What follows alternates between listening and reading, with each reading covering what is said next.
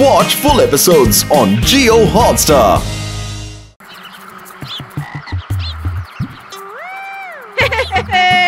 রং কিনেছি এত খেলবে মিঠাই দোল, রং মাখিয়ে জমবে মজা, বাজা তোরা ঢোল, ওরে বাজা তোরা ঢোল। কি মজা ঢোল বাজাবো, কি মজা কিরকম হলো? কে করলো? আজ তো দোল নয়, এটা কার কাজ? কি রে, এই দোলের আগেই তোকে ভূতকে বানালো।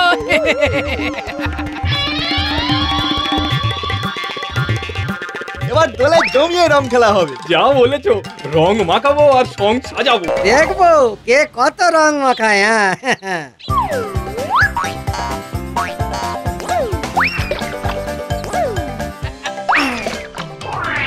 এই রে, এটা কার কীর্তি? আরে বাবা, দোলের আগেই রং মাখা শুরু করে ফেলেছে। জব্বর লাগছে কিন্তু সবাইকে। বেশ বেশ বেশ বেশ।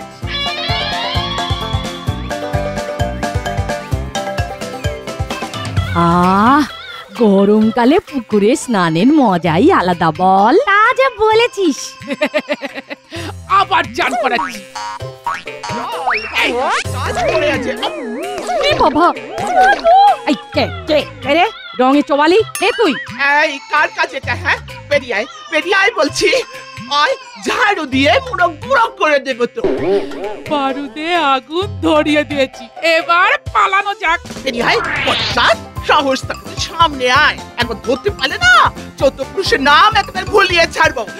বেরিয়ে আয় বলছি।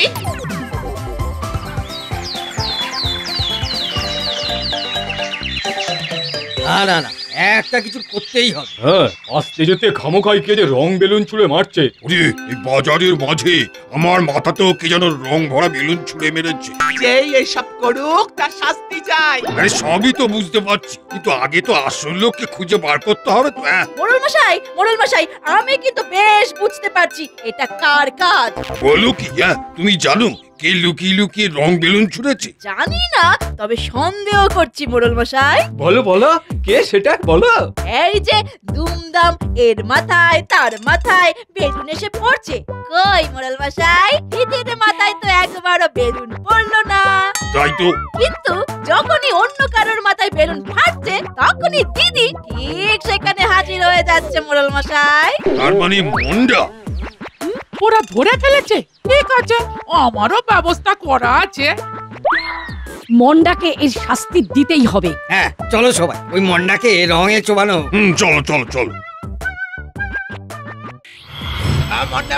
মন্ডাবুড়ি বাইরে এসো। মন্ডাবুড়ি বাইরে এসো বলছি। হলোটা কি? এইভাবে কতক্ষণ আর রং গুলো দাঁড়িয়ে থাকবো? কি রে দিদি, ভয় পেয়ে গেলি নাকি? আয় বাইরে আয়, তোকেও একটু রং মাখাই। আয়। নিশ্চয়ই ভয় পেয়ে ঘাপটি মেরে ঘরের কোণে লুকিয়ে আছে। লুকিয়ে কি ছাড় পাবে ভেবেছে? বলি হ্যাঁ। ওরে তোকে ছাড়বো না রে দিদি। ভাঙো দরজা।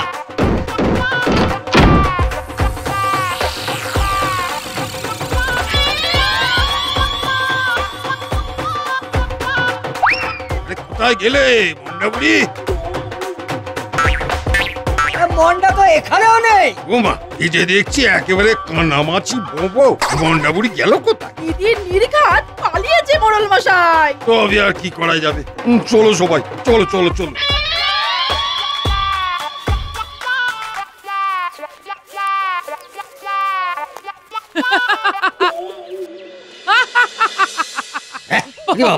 এমন বিকট হাসি হাসছেটা কি? এটা তো দিদির হাসির আওয়াজ মনে হচ্ছে। ওই তো ওই দিক থেকে আসছে হাসিটা। আরে ও কি? নে এবারে আমাকে কত রঙে চোবাবি, চোবা। তবে রে, রং তো মন্ডাবুড়ির গায়েতেই লাগলো না। মন্ডাবুড়ি তো বুদ্ধির জোরেই বেঁচে গেল। যাচ্ছি, ও যদি ডলে ডলে যায় তাহলে আমাদেরও যেতে হবে পাতায় পাতায়। সব কটা হাড়িতে কম বেশি ভরে দিয়েছি, এবার শুধু গুছিয়ে ঝুলিয়ে দিতে হবে।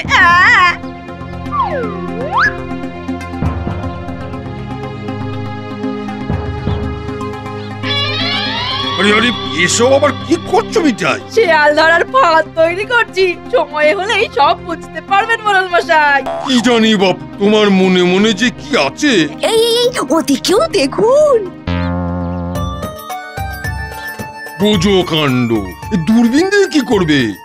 বাবা বললে হবে, খরচা আছে। হয়েছে হয়েছে হয়েছে, এবার একেবারে ঠিক হয়েছে।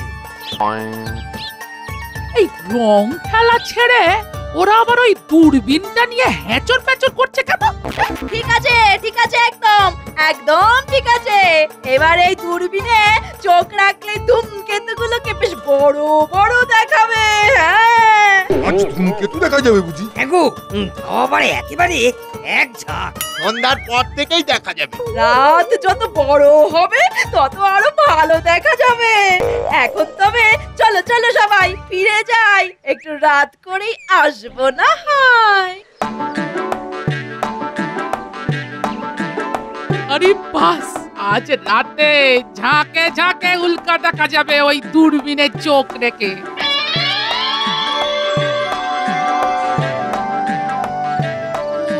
এই রং মাখানোর ভয়ে সারাদিন তো মাচার ওপরে বসে বসেই কাটিয়ে দিলাম, কিন্তু এবার যে একবার নিচে নামতেই হবে। আরে আর তো চেপে রাখা যাচ্ছে না। এখন আর ওই ধারের কাছে কেউ নেই দেখছি, এই ফাঁকে একটু নেমে পড়ি।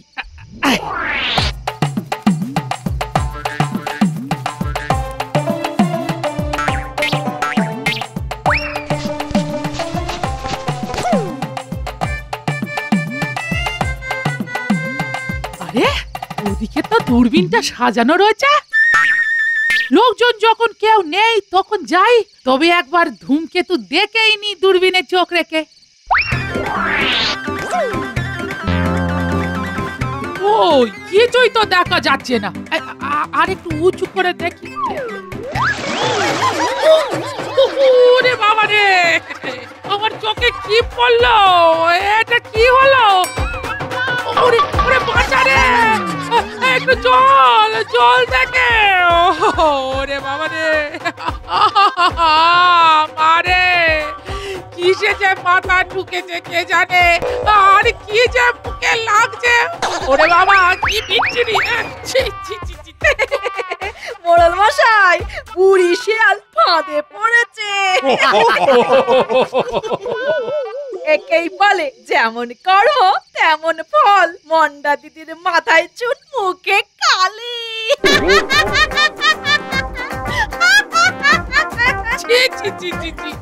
ওরে বাবা রে, আমি কাউকে ছাড়বো না। ওরা সবাই আমাকে অবলা বুড়ি পেট ঠকিয়েছিস না, এর শোধ আমি তুলবই সবাই দেখেনি।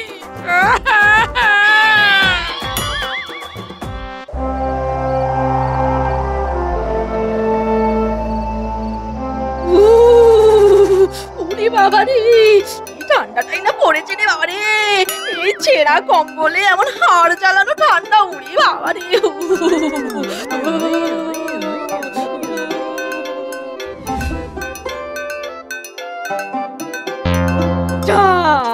যাও বা একটা ছেঁড়া কম্বল ছিল, সেটাও গেল। এবার আমি কি করি? ওরে বাবা, দিদির কাছে তো অনেক কম্বল আছে। যাই ওর কাছ থেকে একটা কম্বল চেয়ে আনি। বাবা ঠান্ডা রে।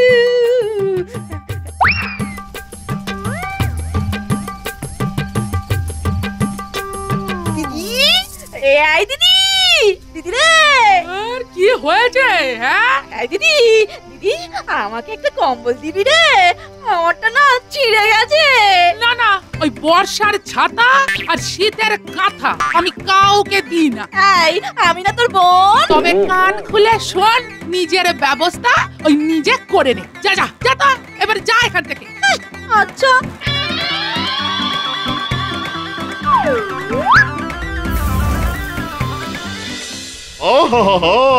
নলেন গুড়ার পিঠে ছাড়া শীতকালটা কিছুতেই জমে না। আচ্ছা রানে, ওই পিঠে বানানোর একটা প্রতিযোগিতা হলে কেমন হয়? দারুণ হবে মহারাজ। তবে তাই হোক। এই কে আছিস?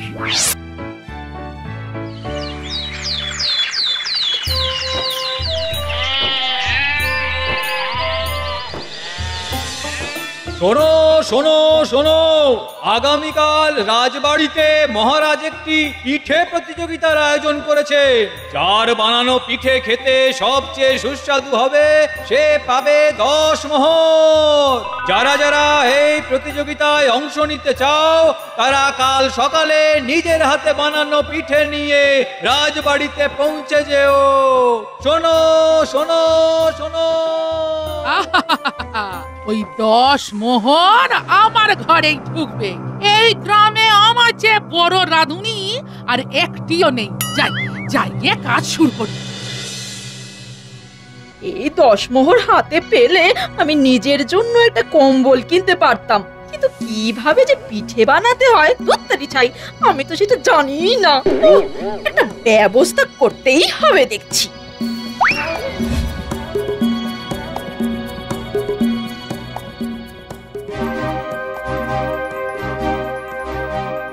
এমন পিঠে বানাবো না যে মহারাজ আঙুল চেটে চেটে চেটে চেটে খাবেন। তারপর ওই 10 মোহর দিয়ে পায়ের ওপর পা তুলে আমি খাবো। মাংসের ঝোল বানাতে তো মাংস লাগে, মাছের ঝোল বানাতে মাছ লাগে, কিন্তু পিঠে বানাতে কি লাগে?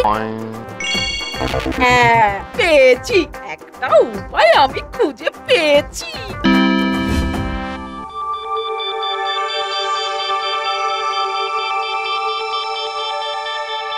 এই তো দিদি কিভাবে পিঠে বানাচ্ছে সেটা ভালো করে দেখে নি।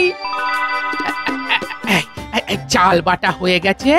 হ্যাঁ এবার যাই, এবার নারকেলটা কুড়িয়ে নিয়ে আসি। যাই। আচ্ছা, পিঠে বানাতে গেলে প্রথমে চাল বাটতে হয়, বুঝেছি।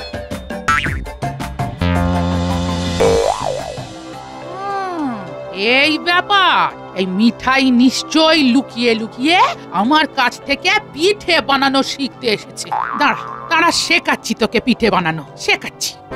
না না, এই নারকেল দিয়ে পিঠে বানালে খেতে অতটা সুস্বাদু হবে না। ওই 10 মোহর পেতে গেলে আমাকে আরো ভালো পিঠে বানাতে হবে। আরো ভালো কিছু? সেটা কি? দেখি তো দিদি কি করে, দেখি তো। ভালো পিঠে বানানোর জন্য চাই অনেকটা নুন। ও এই ব্যাপার। যাই আমি এবার বাড়ি গিয়ে দিদির মতো নুন দিয়ে পিঠে বানানো শুরু করে দিই। খুব ঠকিয়েছি। যা যা যা, ঘরে গিয়ে ভালো করে নুন দিয়ে পিঠে বানা, তারপর দেখ কি হয়।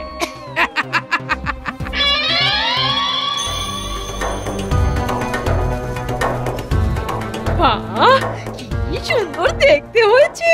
দেখতে যখন এত সুন্দর হয়েছে তখন না জানি খেতে কত সুন্দর হবে। আমি তো কিছুতেই লোভ সামলাতে পারছি না। একটা খাই, একটা খেয়ে দেখি।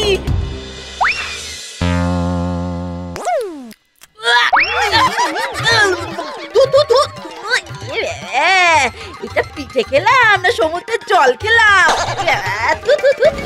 কিন্তু দিদির বানানো পিঠেগুলো তো খেতে মিষ্টি হয়, আমারগুলো এরকম তিতকুটে নুনতা হলো কি করে?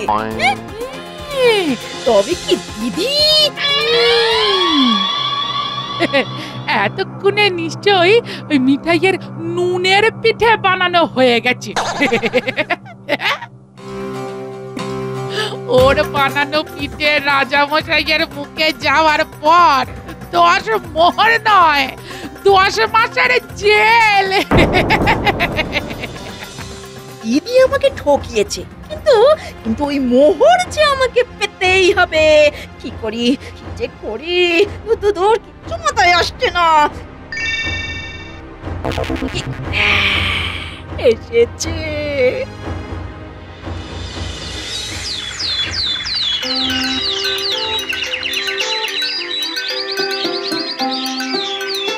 বাবা, সবাই ঠিক সময় চলে এসেছো দেখছি। তা সবাই প্রতিযোগিতার জন্য তৈরি তো? হ্যাঁ, তৈরি রাজামশাই।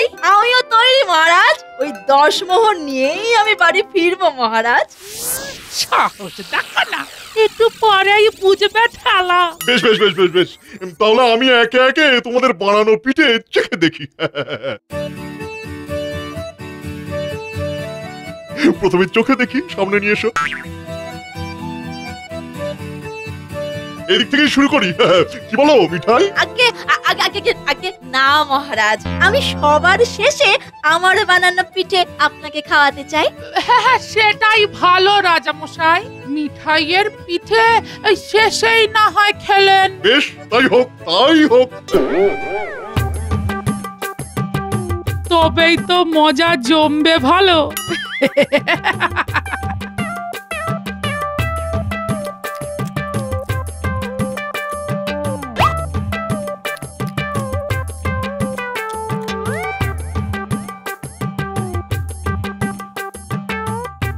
শুনেছি তুমি নাকি পিঠে বানানোর ওস্তাদ।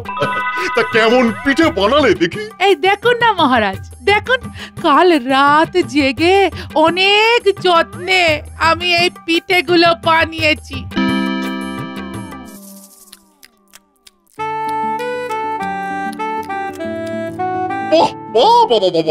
খুব সুন্দর। এখনো পর্যন্ত যে কটা পিঠে খেলাম তার মধ্যে তোমার পিঠেটাই সব থেকে সুস্বাদু মন্ডাউরি। বলছি, তাহলে পুরস্কারটা? দাঁড়াও, এখনো তো মিঠাইয়ের বানানো পিঠে খাওয়াই হয়নি। কি যে বলেন মহারাজ, যে সামান্য জল গরম করতে পারে না সে বানাবে পিঠে? তাহলেও প্রতিযোগিতা বলে কথা, দেখতে তো হবেই। হ্যাঁ, দেখতে তো হবেই।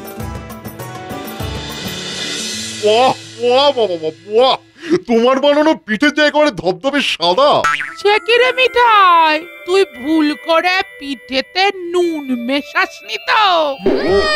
ঠিক ধরেছি, দিদি সব জানতো। এবার হয় ইস্পার নয় উস্পার।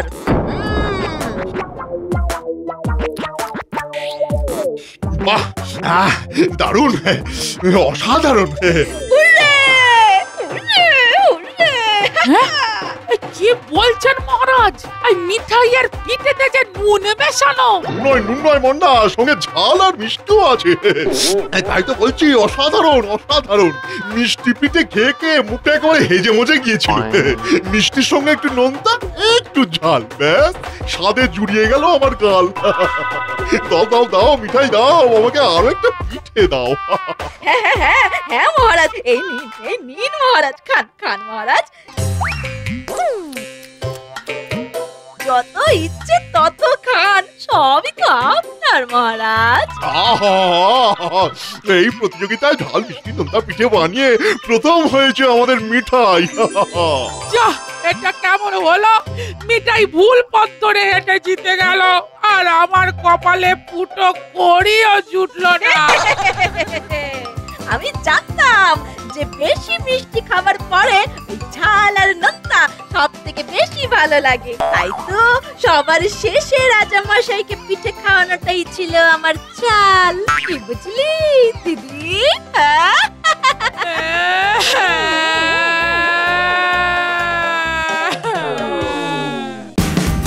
Watch India's largest kids library only on Jio Hotstar. Download the app now.